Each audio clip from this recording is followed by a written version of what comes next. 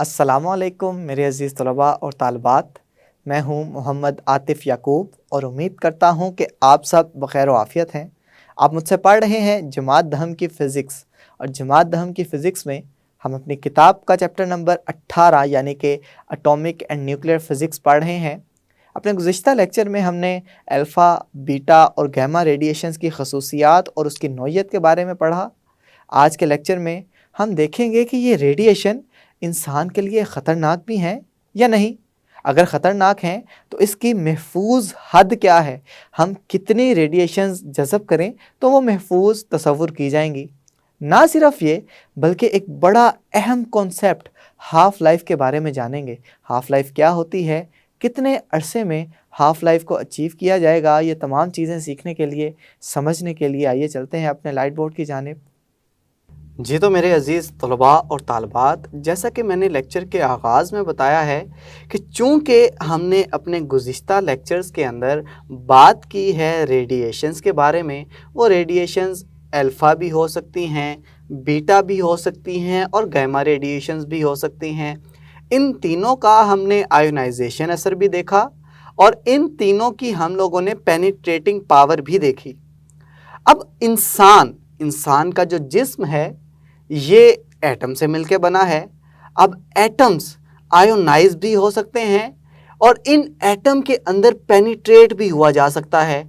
इसका मतलब ये हुआ कि जो रेडियो एक्टिव रेडिएशंस हैं, ये इंसानी जिस्म के अंदर जो एटम्स हैं, जो सेल्स हैं, इनके अंदर पेनिट्रेट भी कर सकती हैं और इनको आयोनाइज भी करवा सकती हैं। तो इसका मतलब तो ये हो गया कि ये जो रेडिएशंस हैं ये इंसानी जिस्म के लिए ख़तरनाक हैं। हमने ये पिछले गुज़िश्ता लेक्चर्स में पढ़ा है कि हमारे इर्द गिर्द मौजूद रेडिएशंस हमेशा मौजूद रहती हैं, जिनको हमने नाम दिया था बैकग्राउंड रेडिएशंस का। तब हमने बात की थी कि अल्लाह अज़्ज़ा व जल ने इंसानी जिस्म को इस तरह से डिज़ाइन किया है कि वो इन रेडियो एक्टिव रेडिएशन की कोई ख़ास हद बर्दाश्त कर सकती हैं, लेकिन जैसे ही ये हद बढ़ जाएगी तो ये हद से बढ़ जाने की सूरत में ये रेडियो एक्टिव रेडिएशंस इंसानी जिस्म के लिए बहुत ही ख़तरनाक साबित हो सकती है। और मैंने चूँकि कहा है कि ये इंसानी जिस्म में मौजूद खुलिये यानी कि सेल्स को आयोनाइज भी कर सकती हैं। आयोनाइज करेंगी तो सेल अपनी असल हालत में ना रहेंगे बल्कि अपनी असल हालत से तब्दील हो जाएंगे, जिसकी वजह से इंसानी जिस्म में कैंसर और ट्यूमर जैसे नासूर पैदा हो सकते हैं, जिसकी वजह से इंसान मौत का शिकार हो सकता है। तो चलें देखते हैं कि ये रेडिएशंस को मापने के लिए किस स्केल का इस्तेमाल किया जाता है। तो याद रखिएगा कि रेडिएशन को मापने के लिए जिस स्केल का इस्तेमाल किया जाता है उसे इक्विवेलेंट डोज कहते हैं। इस इक्विवेलेंट डोज की तारीफ इस तरह से की जाती है कि फी यूनिट मैस में जज्ब होने वाली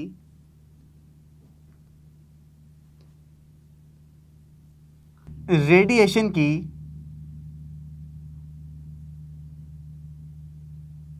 एनर्जी की मिकदार, यानी कि एक यूनिट मैस में एनर्जी रेडिएशन की कितनी जज्ब हो रही है। मैंने जैसा कि बताया कि रेडिएशंस में पेनिट्रेट करने की सलाहियत है, मटेरियल के अंदर, मादा के अंदर गुजरने की सलाहियत है। तो इस वजह से इसकी एनर्जी एक मैस में कितनी जज़ब हो रही है वो बताएगा उसका इक्विवेलेंट डोज। अब इक्विवेलेंट डोज को जिस यूनिट के अंदर पैमाइश की जाती है, जिस यूनिट के अंदर उसे मापा जाता है, उस यूनिट को नाम दिया जाता है रैम का। इस रैम को लिखते हैं REM। तो इसका मतलब हुआ कि एक रैम ये बताएगा कि एनर्जी के अब्जॉर्ब होने की शरह किसी एक मैस में कितनी ज़्यादा है या कितनी कम है। अब रैम के अंदर हम देख रहे हैं कि इंसानी जिस्म उन रेडिएशंस को अब्जॉर्ब करता है, जज्ब करता है, तो लाजमी तौर पर इसकी कोई ना कोई महफूज हद तो होगी ना। हम महफूज हद है, क्योंकि हमने कहा है कि अल्लाह अज़्ज़ा व जल ने इस इंसानी जिस्म को इस तरह से डिज़ाइन किया है कि ये रेडिएशन की कुछ मिकदार को बर्दाश्त कर लेता है, उसको सह लेता है। तो इंसानी जिस्म की जो महफूज हद है वो है 5 रैम फी साल, यानी कि 1 साल के अंदर इंसानी जिस्म 5 रैम की रेडिएशन को जज्ब कर ले तो ये महफूज हद है। अगर ये हद 5 रैम से बढ़ेगी तो अब ये हद इंसानी जिस्म के लिए नुकसानदेह साबित होगी। अब इसकी मिसाल इस तरह से लें कि जो एक्सरे आप करवाते हैं आम, उससे जो एनर्जी, एक्सरे भी तो रेडिएशन है ना, जिसको हमने कॉस्मिक रेडिएशन में पढ़ा था। अब ये जो एक्सरे हैं इनकी जो एनर्जी होती है ये तकरीबन 0.1 से 1 रैम के दरमियान में होती है। तो इस वजह से कहा जाता है कि अगर आपने एक दफ़ा एक्सरे करवा लिया है तो बार बार जब तक ज़रूरत ना हो एक्सरे ना करवाएं, क्योंकि 0.1 से 1 रैम की रेडिएशन तो जिस्म में दाखिल होंगी। तो अब जब ज़्यादा दफ़ा एक्सरे करवाएंगे तो हो सकता है कि वो 1 साल में 5 रैम से बढ़ जाए। 5 रैम से बढ़ जाएगी तो आपके जिस्म के लिए ख़तरनाक तरीन नताइज का सामना करना पड़ेगा। आपके जिस्म को, आपके जिस्म के सेल के अंदर तोड़ फोड़ शुरू हो जाएगी, जिसकी वजह से कैंसर भी हो सकता है, ट्यूमर भी हो सकता है और खुदा ना खास्ता आप मौत के मुंह में भी जा सकते हैं। तो ये छोटी सी बात थी उसी पुराने टॉपिक के रिलेटेड। आज हम पढ़ने जा रहे हैं एक बहुत ही अहम मौजू को, जिसका नाम है हाफ लाइफ। हाफ का मतलब आधा, लाइफ का मतलब ज़िंदगी, आधी ज़िंदगी। इसका क्या मतलब है? फ़र्ज़ करें कि जब हमने मिसाल ली थी कार्बन 614 की, कि कार्बन 6 जब डिसइंटीग्रेट होता है, टूटता है बीटा डिके के ज़रिए, तो वो नाइट्रोजन के अंदर तब्दील हो जाता है। तो फ़र्ज़ करें कि मेरे पास यहाँ पे 6 एटम हैं, कार्बन के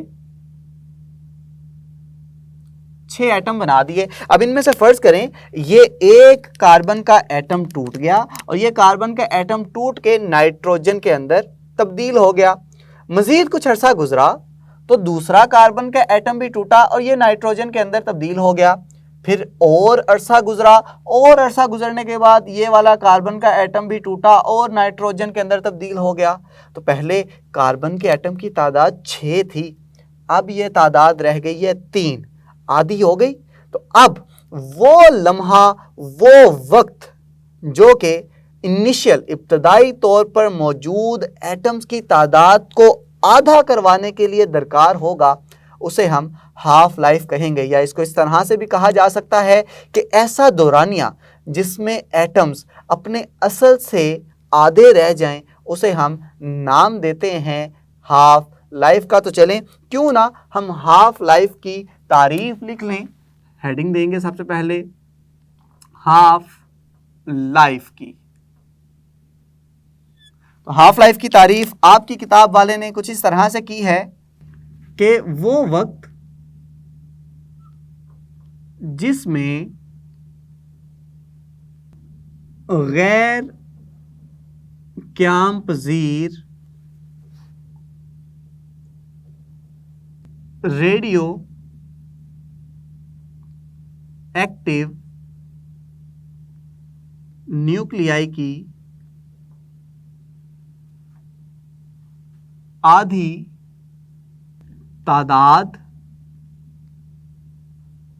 टूटकर क़याम पज़ीर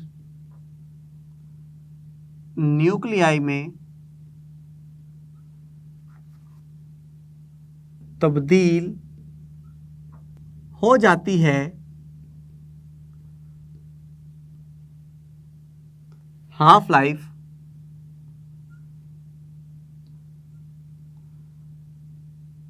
कहलाता है। तो यहाँ पे देखें, हमने कहा था कि गैर क़याम पज़ीर कोई कार्बन है इस तरह से कि ये इस तरह से पाया जा रहा है और ये क़याम पज़ीर होने के लिए अपने अंदर से एक बीटा पार्टिकल निकाल रहा है। और हम जानते हैं कि जब भी बीटा पार्टिकल निकलेगा तो जो नया पार्टिकल होगा उसका एटॉमिक नंबर 1 तादाद बढ़ जाएगा और एटॉमिक मास नंबर पे कोई फर्क नहीं पड़ेगा, और जिसमें 7 प्रोटॉन हो उस एटम को, उस एलिमेंट को नाम दिया जाता है नाइट्रोजन का। तो देखिए यहाँ पे पहले एक गैर क़याम पज़ीर कार्बन टूटा, वो नाइट्रोजन में तब्दील हुआ, फिर दूसरा गैर क़याम पज़ीर कार्बन टूटा, वो नाइट्रोजन में तब्दील हुआ, फिर इसी के मुताबिक तीसरा गैर क़याम पज़ीर कार्बन टूटा और वो नाइट्रोजन में तब्दील हो गया। तो इन 6 को 3 में तब्दील होने के लिए जितना वक्त चाहिए होगा, उस वक्त को हम नाम देंगे हाफ लाइफ का। यानी ये ऐसा वक्त है जिसमें इनिशियली इब्तदाई तौर पर मौजूद एटम्स की तादाद आधी रह जाती है। अब अगर मैं इससे ये बात आपसे कहूं कि फ़र्ज़ करें कि मेरे पास एक एटम है, कि मेरे पास एक गैर क़याम पज़ीर रेडियो एक्टिव एलिमेंट है और इनिशियली इब्तदाई तौर पे उसके एटम्स की तादाद कितनी है, वो 4 है। मैं कहूँगा कि फ़र्ज़ करें कि उसकी हाफ लाइफ जो है, हाफ लाइफ को इस तरह से लिखा जाता है कि टी लिखा जाता है छोटा सा और उसके बाद बट सबस्क्रिप्ट में यानी उसके नीचे छोटा सा करके 1/2 यानी हाफ लिख दिया जाता है। अगर फ़र्ज़ करें उसकी हाफ लाइफ 1 घंटा है तो क्या होगा, 1 घंटा जैसे ही गुजरेगा, 1 घंटा गुजरने के बाद इसके आधे एलिमेंट क्या होंगे, टूट जाएंगे और क़याम पज़ीर न्यूक्लियाई में तब्दील हो जाएंगे। यानी कि अब बच जाएंगे यहाँ पे 2 न्यूक्लियाई। फ़र्ज़ करें कि यहाँ पे जो इब्तदाई तौर पे मौजूद न्यूक्लियाई थे उनकी तादाद N0 थी।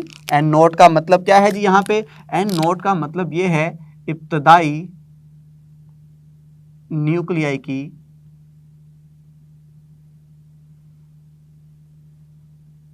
तादाद। जब एक हाफ लाइफ गुजरी तो हमने देखा कि जो इब्तदाई तौर पे न्यूक्लियाई थे ये उससे हाफ हो गई, उससे आधी रह गई। पहले 4 थे, अब कितने रह गए, 2 रह गए। मज़ीद 1 घंटा गुजरे तो क्या होगा, पहले 4 से 2 हुए, अब क्या सारे ख़त्म हो जाएंगे? तो इसका जवाब है नहीं। हाफ लाइफ का मतलब ये है कि जो मौजूद हों उनका आधे रह गए, ये नहीं कि पिछले के और आप आधे कर देंगे। पहले 4 से 2 हुए, अब 0 हो जाएंगे कि अब पहले 4 में से 2 कम हुए थे, 2 बच गए, अब मज़ीद 2 कम हो जाएंगे तो 0 बच जाएगा। ऐसा नहीं होगा। हाफ लाइफ का जो तस्वुर है वो ये है कि जो एटम्स बच चुके हैं वो आधे रहेंगे। अब बचने वाले एटम्स की तादाद है 2।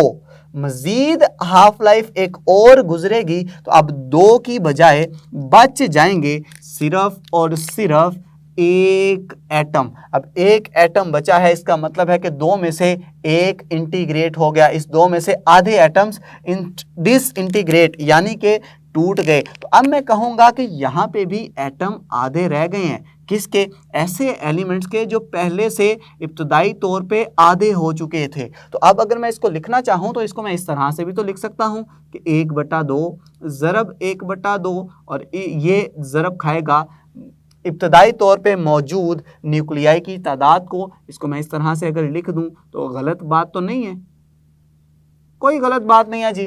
मज़ीद एक और हाफ लाइफ गुजरे, मज़ीद 1 आधा घंटा गुजरे तो क्या होगा, ये 1 एटम जो यहाँ पे मौजूद है ये जब डिवाइड होगा तो अब डिवाइड होने के बाद यहाँ पे 1 नहीं बल्कि आधा एटम बच जाएगा। तो मज़ीद एक और हाफ लाइफ गुजरेगी तो मैं लिखूँगा 1/2 इंटू 1/2 और जो पहले मौजूद था उससे भी आधा रह गया है। तो अब मैं इसको इस तरह से भी लिख सकता हूं N0 यानी इब्तदाई तौर पे। तो इन सारी बातों को जो मैंने आपको यहाँ पे समझाई हैं क्यों ना मैं इस सूरत में लिख दूं। मैं यहाँ पे कहूँगा कि जब पहली हाफ लाइफ गुजरेगी तो क्या होगा, पहली हाफ लाइफ में हमने देखा है कि जो इब्तदाई नंबर ऑफ इलेक्ट्रॉन्स हैं, इब्तदाई न्यूक्लियाई की तादाद है वो आधी रह जाती है। कब? जब 1 हाफ लाइफ गुजर जाएगी। जब दूसरी हाफ लाइफ गुजरेगी तो क्या होगा, ये भी देख लेते हैं। जब दूसरी हाफ लाइफ गुजरेगी तो हमने देखा है कि जो एटम्स बच चुके हैं यानी 1/2 N0 ये एटम बच चुके हैं, इसका भी हाफ हो जाएगा। तो इसको हम लिखेंगे कि जब 2 हाफ लाइफ्स गुजर जाएंगी तब आप ये रिलेशन लिखेंगे। मजीद इसको हमने देखा था कि इसको लिखा जा सकता है 1/2, इसकी ताकत 2 और n नॉट। और जब तीसरी हाफ लाइफ गुजर जाएगी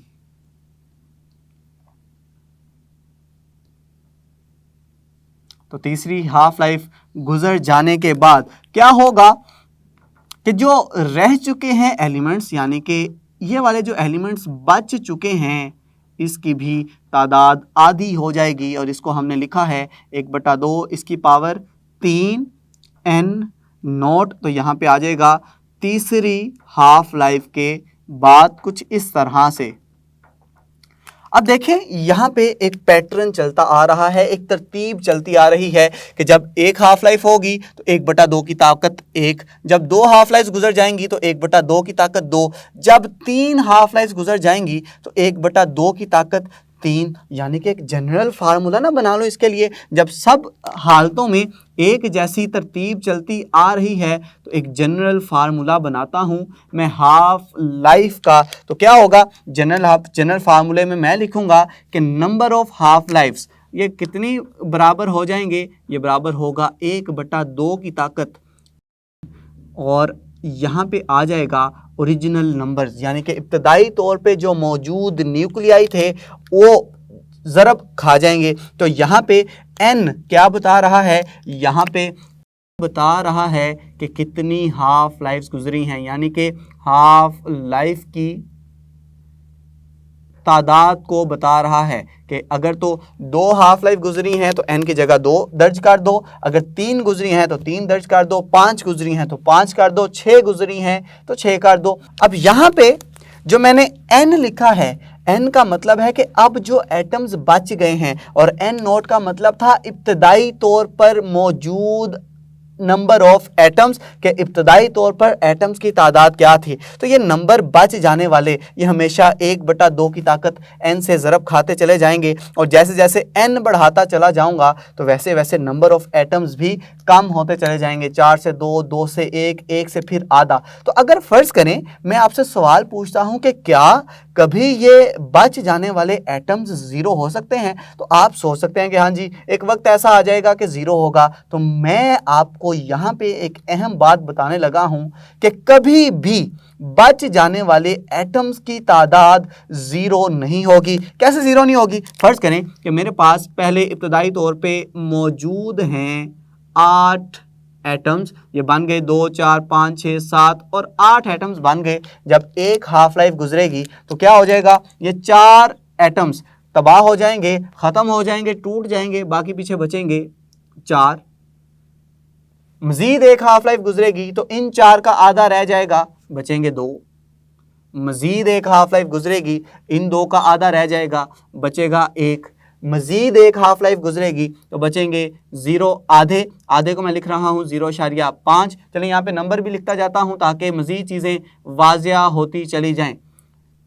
0.5 को फिर डिवाइड करूंगा, ये बचेगा 0.25। इसको फिर तकसीम करूंगा 2 पे, 0.125। फिर तकसीम करूंगा, ये बचेगा 0.0625। तो इसका मतलब है तकसीम करते चले जाने से एटम्स की तादाद कम तो होती चली जा रही है। हर हाफ लाइफ के बाद एटम की तादाद कम हो रही है, लेकिन एटम कभी भी ज़ीरो नहीं होंगे। तो ये बात याद रखिएगा कि जितनी मर्जी हाफ लाइफ गुजर जाएं एटम ज़ीरो नहीं होंगे। और अगर एटम ज़ीरो करना चाहते हैं तो इसके लिए आपको लामहदूद वक्त, यानी ऐसा वक्त जिसको आप माप नहीं सकते, वो दरकार होगा, और वो दरकार होने के लिए आपके पास इतनी मोहलत नहीं है। तो उम्मीद करता हूँ कि हाफ लाइफ के बारे में अभी तक जितनी चीज़ें आपको समझाई हैं, अभी बेसिक कॉन्सेप्ट, बुनियादी कॉन्सेप्ट आप तक पहुंचा दिया है। बाकी जितनी बातें हैं इंशाल्लाह करेंगे अपने अगले लेक्चर में। इन सारी बातों को आपने ज़हन नशीन रखना है ताकि अगले लेक्चर को जब मैं शुरू करूं, उसका आगाज़ करूं, तो आपको ये सारी बातें याद हों और वो लेक्चर समझने में आपको दुश्वारी का सामना ना हो। जी, तो मेरे अज़ीज़ तलबा और तालबात, अब आप जान चुके हैं कि रेडिएशन को हमेशा रैम के अंदर पैमाइश की जाती है, उसको मापा जाता है, और इंसान के लिए महफूज हद 5 रैम फ़ी साल है। अगर ये रेडिएशन 5 रैम से बढ़ जाएंगी तो यकीनन इंसान के लिए ख़तरे का बाइस बनेंगी। हमने हाफ लाइफ के बारे में भी जान लिया कि वो दौरानिया के जिसमें एटम की तादाद आधी रह जाए उसको हाफ लाइफ कहते हैं।